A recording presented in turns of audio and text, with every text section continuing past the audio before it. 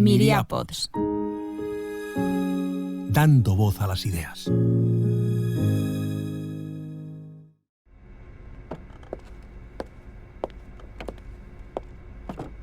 Sí, para Juan Ramón Lucas. Este es el texto. Te espero el viernes en la Fundación Telefónica para grabar nuestro próximo episodio de Así funciona esto. Es todo, gracias. Espero que Juanra lo reciba a tiempo. Qué gran invento el telégrafo. Fue la primera forma de comunicación eléctrica de la historia y permitió intercambiar mensajes de manera casi instantánea entre ciudades de todo el mundo. Y eso fue clave para la revolución industrial y el comercio internacional, porque poder enviar mensajes y recibir respuesta a los pocos minutos permitía coordinar recursos a grandes distancias, algo totalmente imposible mediante el correo postal.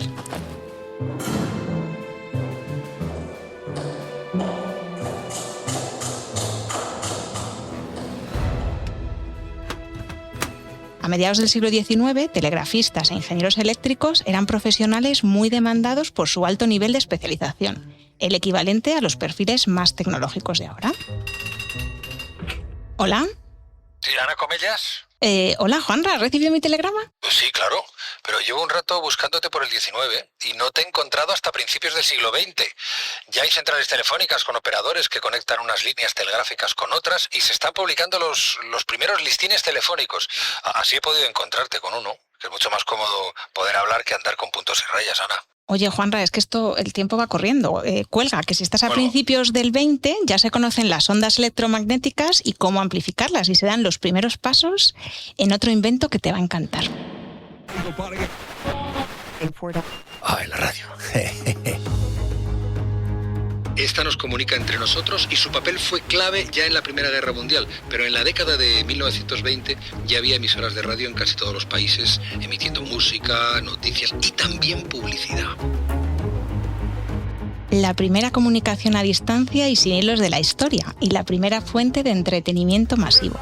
Según hablamos, ha terminado la Segunda Guerra Mundial y los ingenieros empiezan a conectar las máquinas de cálculo que han desarrollado durante la guerra, las computadoras, aunque será el Departamento de Defensa de Estados Unidos donde se crea la primera red de ordenadores para conectar universidades. A principios de los 70, ya estamos en 1970, Juanra, se crea una red internacional que une las de Estados Unidos, Noruega y Gran Bretaña. En solo una década tendremos un protocolo común de comunicación, el TCP/IP, y veremos nacer Internet. Sé que estás ya en la década de los 80. En el 85 saldrá el primer Windows, pero espera, que te puedo llamar por teléfono móvil y así me voy moviendo hacia nuestra cita.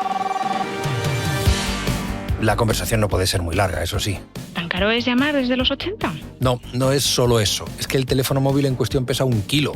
Está dejando el hombre hecho polvo. Menos mal que en 10 años serán más pequeños, tendrán una pequeña pantalla y podremos mandar hasta mensajes de texto, SMS. ¿Has llegado ya a los 90? Hombre, acabo de salir de la peluquería sin moldeador y me he dejado las sombreras en casa. Llevo un Nokia 5110 con su antenita y no sabes qué. Tiene el juego de la serpiente. No.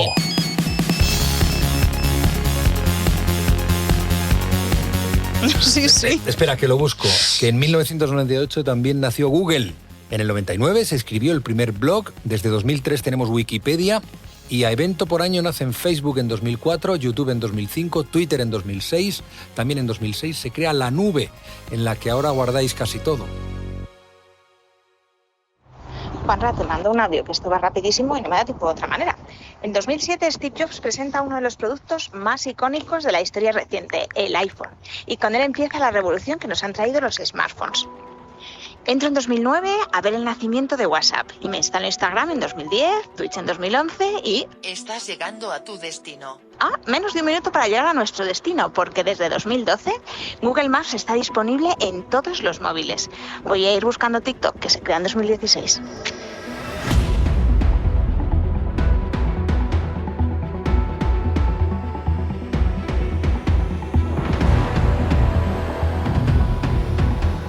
Miles de años de correo postal, casi 180 de telégrafo, porque aunque muy puntuales y protocolarios se siguen mandando telegramas, 160 de fax y 150 de teléfono, casi 120 de radio, 100 de televisión y solo 30 de internet y 20 de redes sociales. En menos de 15 años no solo todo el mundo tiene un smartphone, sino que la digitalización corre por las venas de la economía.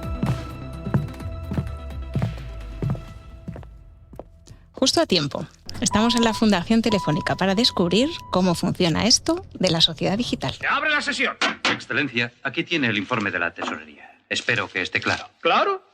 Hasta un crío de 4 años podría comprenderlo. Búsqueme un crío de 4 años. A mí me parece chino. Yo te lo explico. Así funciona esto.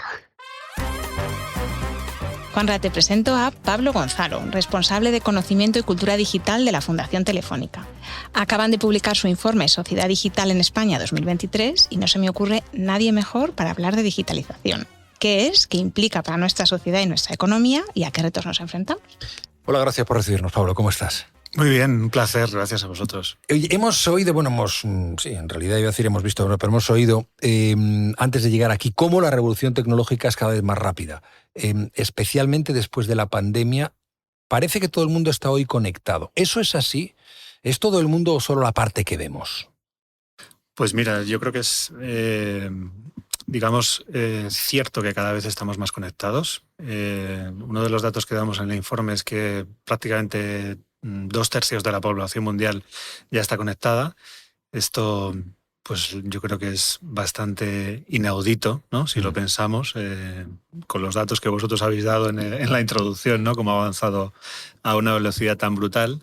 Pero yo cuando veo estos datos pienso un poco a veces en la frase esta que dijo alguno de que el futuro ya está aquí, el único problema es que está un poco mal repartido, ¿no?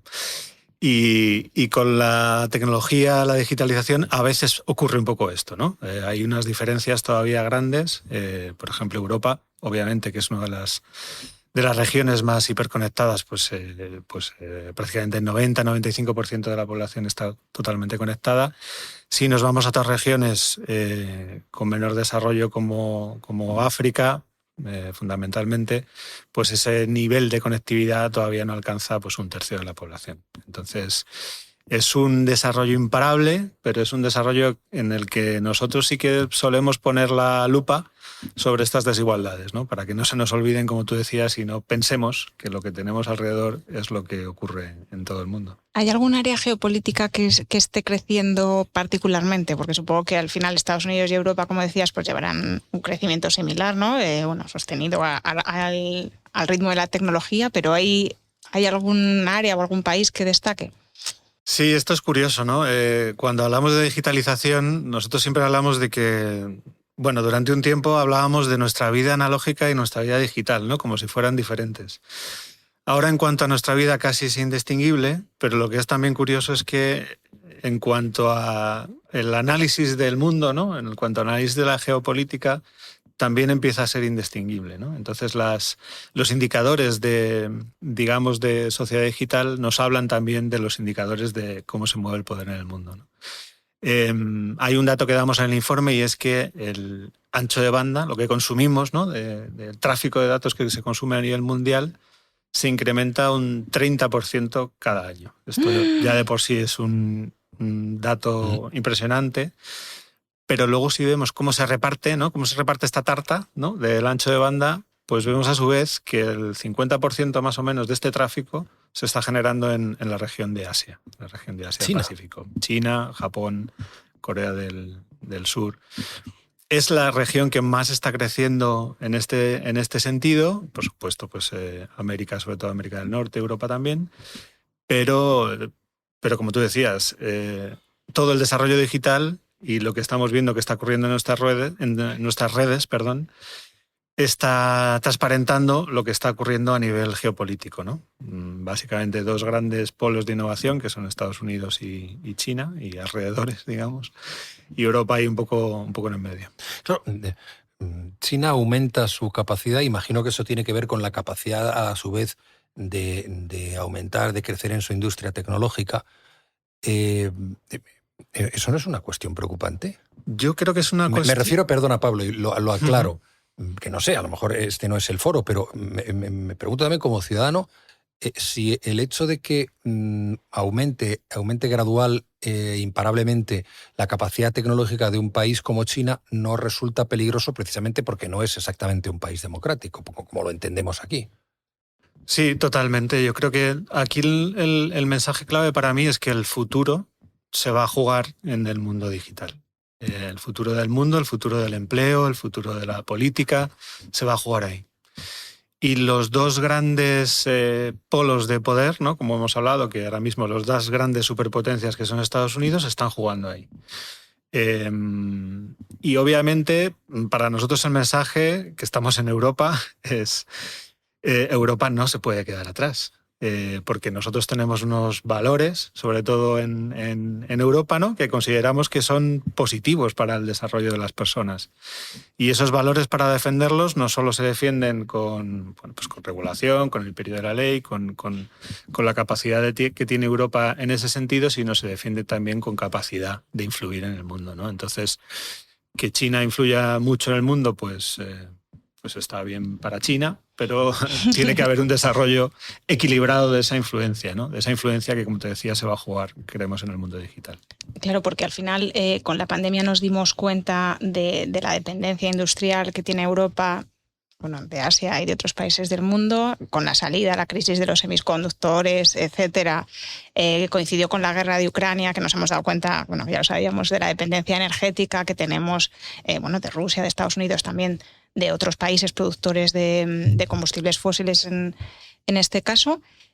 ¿Tenemos dependencia digital ya o todavía tenemos autonomía digital en Europa? Bueno, dábamos un dato curioso en la presentación del informe, en el sentido que tú me dices, ¿no? Lo mencionaba la ministra de Innovación, Diana Morán, con quien presentamos el informe aquí en la Fundación Telefónica, y decía, bueno, es impresionante pensar, por ejemplo, en cuanto a esa dependencia, que antes de la pandemia en España no había ninguna fábrica de vacuna humana.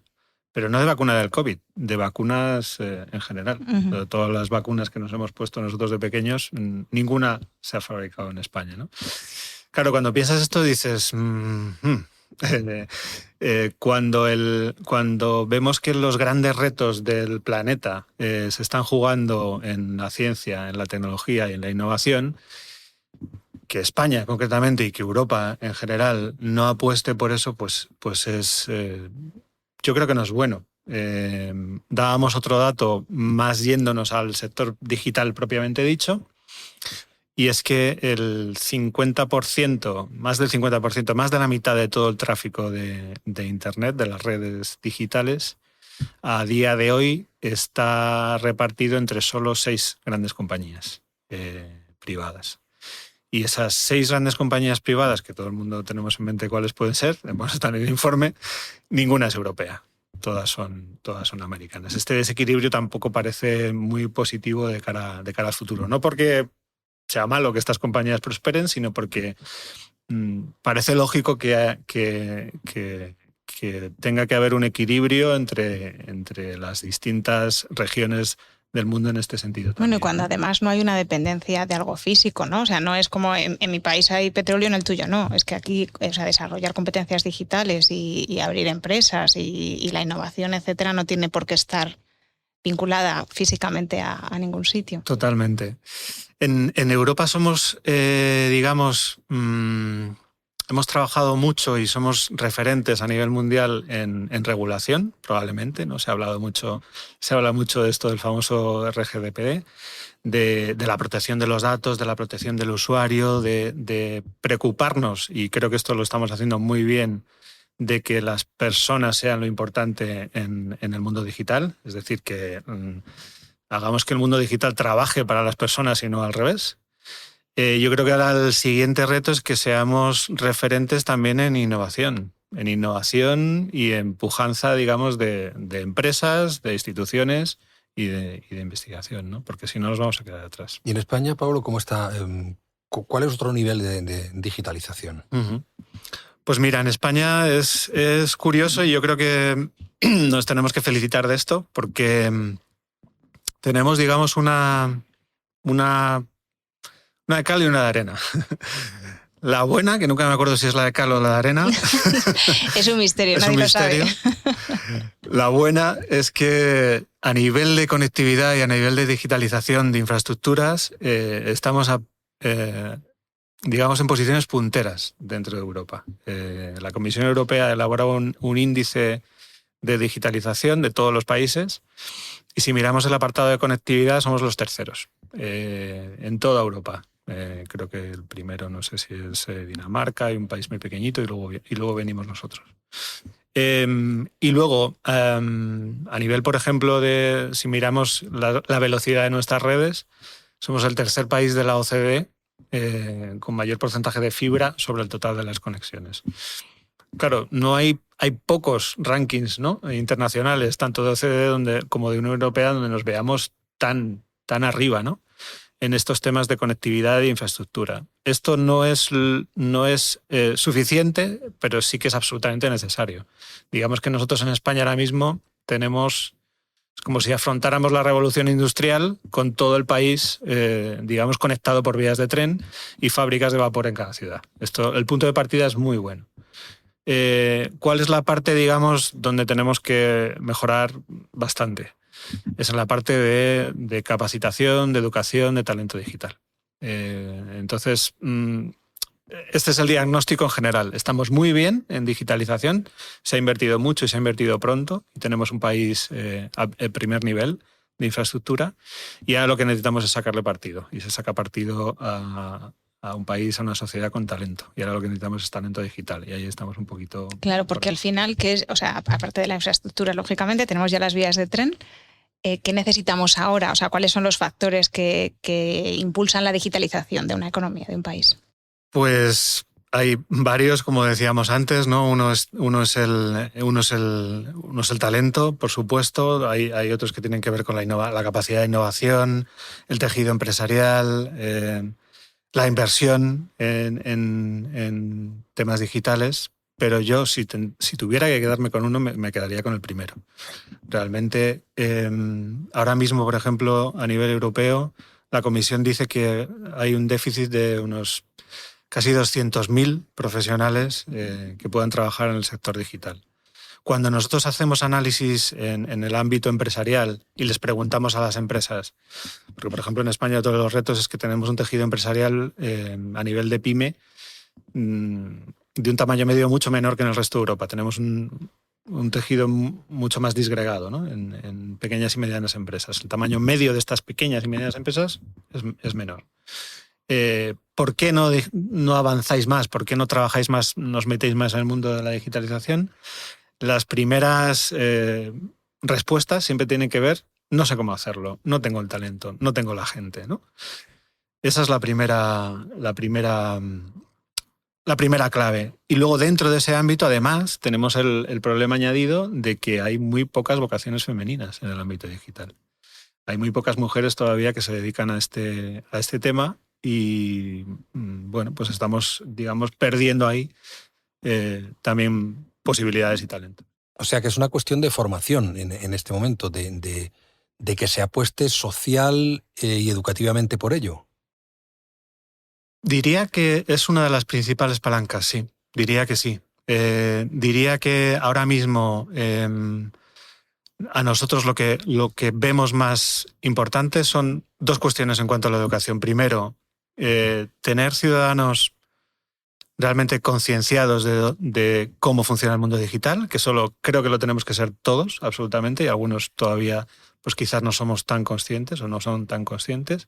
Y dos, que desde pequeños, desde que empecemos pues la escuela, la universidad, seamos conscientes de que, como decía al principio, el mundo de futuro se va a construir en el ámbito digital. Por tanto, nosotros no decimos que todo el mundo se tenga que dedicar a esto, pero es muy importante que haya profesionales suficientes que puedan desarrollar todo el potencial que tenemos. Pero no va a ser imposible. Yo estoy pensando, y pienso en alto, Pablo, Ana, las generaciones, mis hijos, los tuyos, Ana, los tuyos, Pablo, si tienes una edad entre 10 y 20 años, están muy acostumbrados al mundo digital, están perfectamente digitalizados. Si faltan vocaciones es porque falta una orientación, es decir, porque falta una idea que puede venir de la administración o que puede venir de la propia sociedad de que esto es importante, de que esto reencaucemos estos talentos y estas capacidades en bien de todos y mirando al futuro. A lo mejor eso es lo que falta, no sé. De todas formas, Juanra, yo creo... Conciencia o determinación, no lo sé.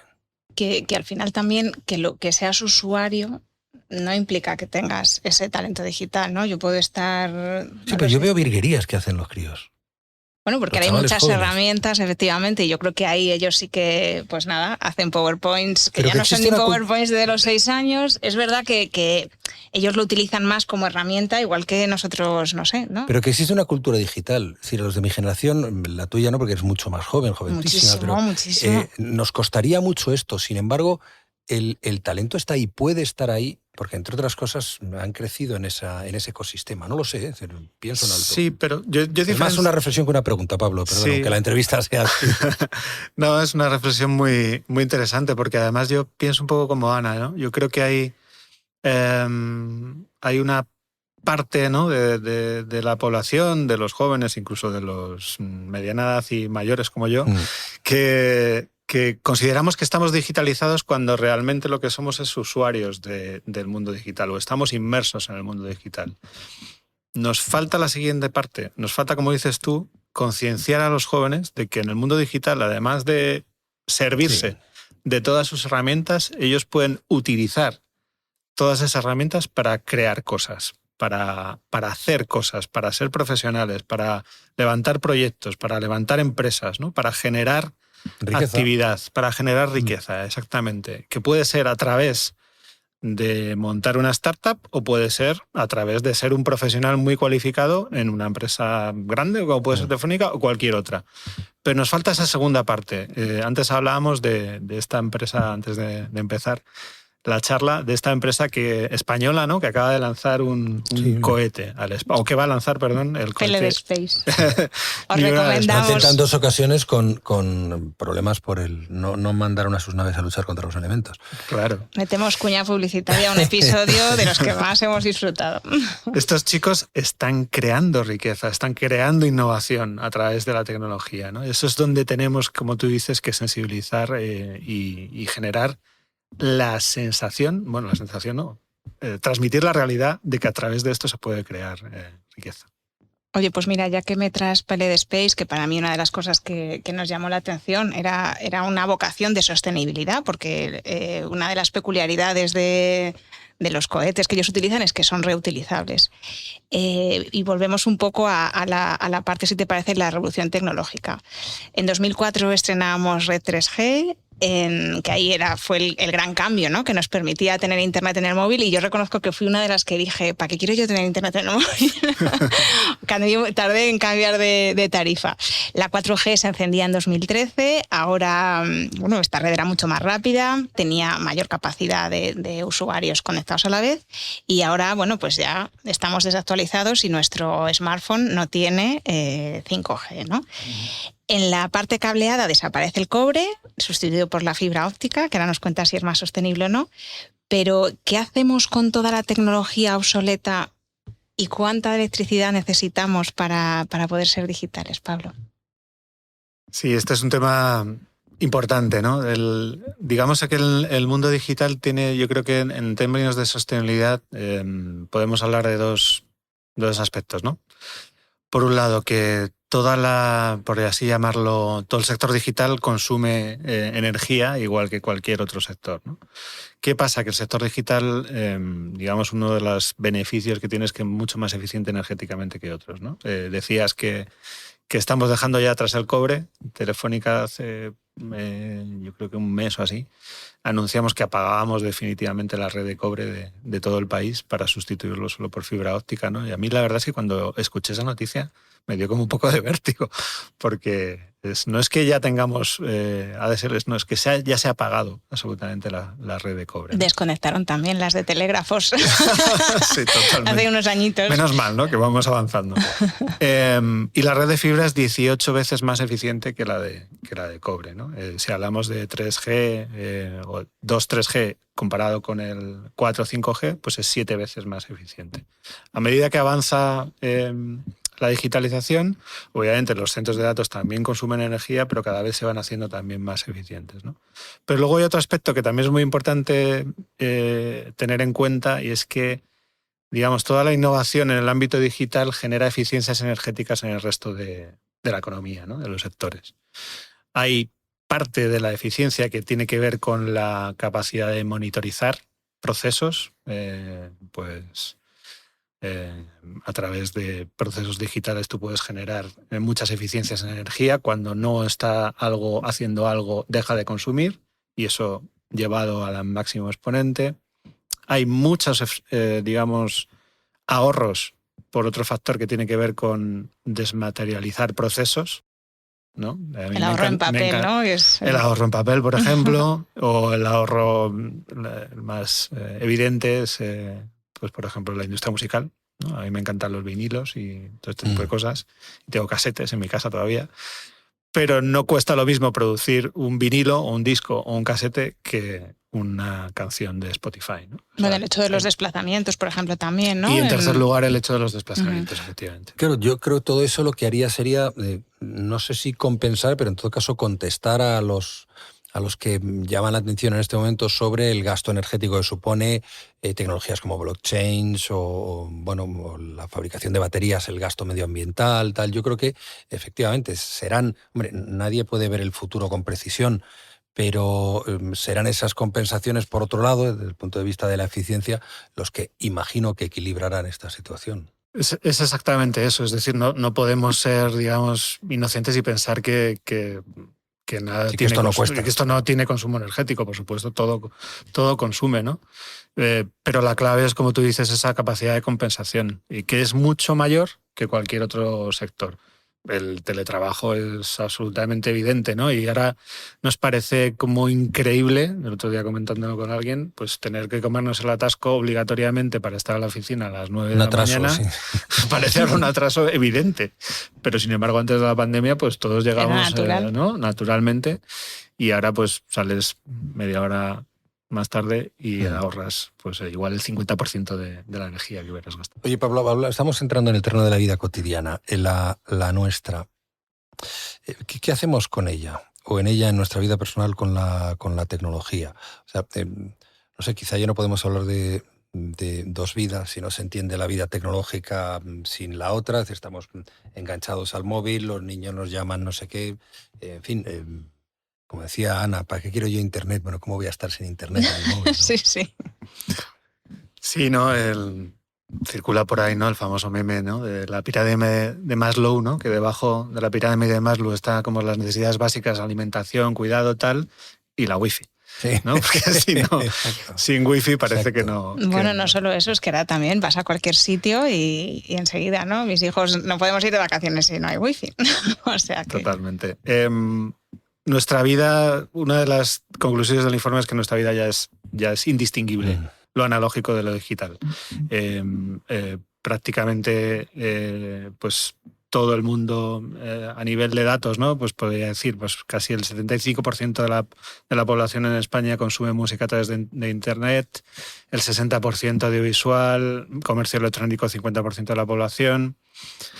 Sí que es verdad que nosotros vimos un cambio radical, como quizás os podéis imaginar, antes y después de la pandemia. Claro. Y el principal cambio que vimos fue en la percepción de las personas, en nuestra mentalidad. Yo creo que la pandemia, entre otras cosas, lo que hizo es que nos diéramos cuenta de que podíamos abrazar el mundo digital, ¿no? Pues para hacer videoconferencias, para comprar, y mucha gente que a lo mejor todavía es reticente, pues con el tema de la pandemia perdió totalmente esas reticencias o esa visión un poco más negativa, ¿no? Esas reservas. Y a partir de ahí yo creo que se ha disparado y ya obviamente pues no hay vuelta atrás. Oye, Pablo, y respecto a la vida digital laboral, ¿cómo nos influye toda esta digitalización en el día a día? Hemos hablado ahora del teletrabajo, ¿no? Que antes era impensable, y ahora lo raro es que en una reunión esté todo el mundo de forma física. Nos da herramientas la vida digital, pero por otra parte nos crea esa dependencia, de esa necesidad de tener talento digital en todos los ámbitos, ya no solamente vocaciones digitales, sino que sea cual sea tu trabajo, vas a tener que relacionarte digitalmente en algún momento con alguna herramienta, con otras personas. Yo creo que ocurre un poco lo mismo, ya lo hemos integrado de forma totalmente natural.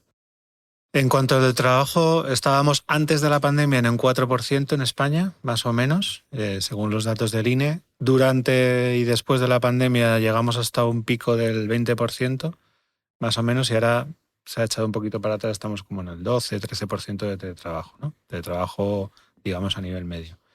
Esto es muy diferente entre las grandes y las pequeñas empresas, ¿no? Cuando te pones a ver, pues obviamente en las pequeñas empresas hay mucho menos y en las grandes más. Pero lo hemos hablado un poco antes. Yo creo que lo más importante en cuanto al tema, digamos, mundo del trabajo, es la necesidad ya urgente que hemos hablado de que nos concienciemos y que intentemos generar en nuestros estudiantes esas competencias digitales que les van a servir para el mundo. Yo suelo decir que no necesitamos que todo el mundo sea experto digital, pero sí que necesitamos que todos nosotros seamos ciudadanos conscientes y críticos y formados en un mundo digital, porque nos va a tocar a todos. Es decir, mi capacidad para discernir en redes sociales lo que es una noticia fidedigna de una fake news me va a servir, me dedique a lo que me dedique. Y eso es una competencia necesaria para el mundo digital que antes a lo mejor no era tan necesaria, ¿no? También siempre ha sido necesaria la conciencia crítica, pero ahora lo es cada vez más, porque estamos inmersos en, digamos, mundos controlados por algoritmos de los que a veces no somos conscientes. Eso por un lado. Y por otro lado, tampoco quiero insistir más, ya lo hemos hablado, el tema de realmente generar talento que pueda ser capaz de llevar adelante empresas y proyectos en el mundo digital. Inteligencia artificial, que estamos todos ahora hablando de ella. Además, yo escuché hace poco una noticia que hay que tener cuidado. Un juez que había pillado a un abogado que había justificado, había fundamentado la defensa de su cliente en una serie de normas que le había dado ChatGPT, pero que eran falsas. ChatGPT miente mucho, bromea. No sé si bromea o no, pero está ahí y miente mucho. Y sin embargo, ese no es un riesgo, no es el único riesgo aparente de la inteligencia artificial. Hace poco el New York Times publicaba un artículo de un experto, no recuerdo el nombre ahora, que decía que no se trata de que la inteligencia artificial se vaya a superar, sino que nos vaya a superar y vaya a acabar con nuestra especie, sino que nosotros, como padres de esa inteligencia artificial, deberíamos buscar un acuerdo con la inteligencia artificial para caminar juntos, en paralelo. No solamente porque pueda superarnos, sino porque va a ser la única forma de que alcancemos algo en la dirección que buscamos, que es positivo para todos nosotros. Y que incluso, imagino que también hay elementos que tienen que ver con la contaminación medioambiental, con los derechos laborales, con el mundo en el que vivimos, y que no retrocedamos en ese sentido, el hecho de que ese pacto se pueda llegar también. No lo sé, son muchas cosas, no sé si me estoy liando demasiado, pero a mí el tema me preocupa y yo creo que es lo mejor que podemos hacer para quitarnos de encima todas estas preocupaciones es que las personas que están trabajando en este ámbito de la inteligencia artificial sean conscientes de que esto solo se puede hacer juntos, que tenemos que caminar juntos. Totalmente. Yo creo que has dicho dos cosas que me parecen clave. Una, que esto último que has mencionado es curioso, pero a veces las personas somos un poco como las máquinas, ¿no? Pensamos solo en ceros o unos. Es como, o la inteligencia artificial nos va a destruir o hay que destruir a la inteligencia artificial porque es malísima. Y cuando lo que tenemos que hacer, yo creo, es precisamente lo que has apuntado tú. Encontrar cuál es nuestro ámbito de colaboración entre personas y máquinas o entre inteligencia humana e inteligencia artificial, ¿no? ChatGPT y todos los que vendrán después van a hacer tareas muchísimo mejor que nosotros, pero igual que, en fin, no sé, pues un cortador de césped corta césped mejor que yo con las tijeras. Entonces lo que hay que hacer es repartirnos las tareas, dejar a la inteligencia artificial aquellas cosas que va a hacer mucho mejor y buscar nosotros y formarnos nosotros en las tareas en las que el ser humano es mejor, aporta más valor y con las que es más feliz, además, ¿no? Yo creo que ese es el objetivo a futuro. También, de todas formas, hablamos todos de inteligencia artificial, hablamos de blockchain, Web3, Internet inmersivo, la industria 4.0, pero realmente la población, la gente, somos conscientes de lo que implican esas tecnologías, o van las tecnologías avanzando un poco por su cuenta y a nosotros nos llega ya en un punto en el que, bueno, pues eso, vamos un poco utilizándolas y muchas veces no somos muy conscientes, y al final cuando pasa eso entiendo que es cuando vienen los problemas de ciberseguridad, cuando vienen las fake news, cuando vienen potenciales amenazas. ¿Cómo vamos ahí? Yo creo que no somos conscientes. Y enlazo tu pregunta con lo que decía Juanra antes, ¿no? No somos conscientes de que, por ejemplo, una inteligencia artificial, lo que nosotros le demos de comer al algoritmo es lo que nos va a dar. Si a ChatGPT le alimentamos con información sesgada, nos va a dar información sesgada. Por ejemplo, si en el 90% de los textos de Internet, cuando hablamos de por ejemplo en inglés, nurse, ¿no? Que es igual para hombre y para mujer, se refiere a una mujer, pues ChatGPT va a entender que las enfermeras son todas mujeres. Y ese es un sesgo que nosotros mismos le estamos alimentando, ¿no? Al algoritmo. Y tenemos que ser conscientes de eso. Tenemos que ser conscientes de que cuando nosotros navegamos en una red social, que puede ser fantástica, y yo soy muy pro redes sociales, hay un algoritmo detrás que está decidiendo lo que nosotros vemos. Y entonces tenemos que ser conscientes de que eso está ahí y que si nosotros queremos tener una información diferente, pues tenemos que buscarla proactivamente, ¿no? Y yo creo que eso no somos conscientes. Aquí en Fundación hacemos muchísimo trabajo de divulgación en ese sentido, porque creemos que quiero decir que somos muy pro-tecnológicos, pero, como decía antes, que nosotros usemos la tecnología y dominemos a la tecnología, no al revés. Yo, que hasta donde sé, habéis propuesto un pacto digital entre todos los actores, políticos, empresas, ciudadanos. A mí me parece de una enorme importancia. Yo creo que es algo que había que apoyar seriamente. Yo me cansé hace muchos años de apoyar un pacto educativo, pero es que el pacto digital no solamente... No estamos hablando de política ni de ideología, estamos hablando del futuro de todos. Y como no lleguemos a un acuerdo sobre el manejo de la tecnología, sobre la influencia de la tecnología, sobre el poder en el mundo del trabajo, sobre cómo se distribuye, en fin, vamos mal. Yo por eso creo que habéis planteado algo en esos términos y desde luego en Así Funciona Esto nos sumamos. Totalmente, lo hemos planteado porque, como tú dices, ahora mismo la tecnología es que afecta a todo. Es que afecta también a la educación, afecta a las brechas sociales, afecta a todo. Entonces, hay un ejemplo muy evidente en los últimos años, ¿no? Después precisamente de la pandemia, que de repente todos nuestros trámites son en Internet y hemos descubierto que hay una nueva brecha social, que es la de la gente mayor, que a lo mejor está muy educada, es muy competente, pero de repente se ha encontrado con una brecha que no esperaba, que es que no puede acceder a servicios básicos. Entonces, claro, en ese contrato social que tenemos que firmar, pues entre otras cosas tenemos que acordar que por muy digitalizados que estemos o por muy buena que sea la tecnología, nosotros tenemos que ocuparnos de nuestras personas mayores. Y eso no es ir contra la tecnología, eso es ir a favor de las personas. No, el contrato social digital me gusta el término. Yo creo que no afecta, probablemente ahora de forma inmediata, a las personas mayores. Yo creo que nos afecta a todos con la utilización que vamos a hacer de todo esto de lo que estamos hablando. Y para ir terminando, ¿qué futuro nos espera en este ámbito? Según se puede vislumbrar, yo decía hace un momento, y no me voy a contradecir, que nadie tiene una bola de cristal, pero vosotros que estáis en el ambiente, en la tostada, por emplear un término clásico, ¿cómo veis el panorama? Pues mira, vemos que nos afecta... Las tormentas, que es lo que estamos escuchando de fondo, es algo que no tiene que ver con la tecnología. ¿Acaso alguna vez podamos aprovecharla en el futuro? Bueno, en el informe damos un dato que yo creo que es revelador, y es que hoy, este año, estamos todos hablando de ChatGPT porque ha surgido ChatGPT. Pero si miramos a los últimos 10 años, los modelos de inteligencia artificial, su capacidad de aprendizaje en los últimos 10 años se ha multiplicado por 100 millones. ¿Por 100 millones? 100 millones de veces más eficientes en cuanto a aprendizaje en los últimos 10 años. Claro, el ser humano no entiende muy bien, ¿no? Nuestro cerebro no entiende muy bien los progresos exponenciales. Nos pasaba con la pandemia, ¿no? Esa capacidad exponencial de multiplicarse los virus no la entendíamos, porque de repente había dos contagios, ¿no? Y en no sé, una semana había 50.000.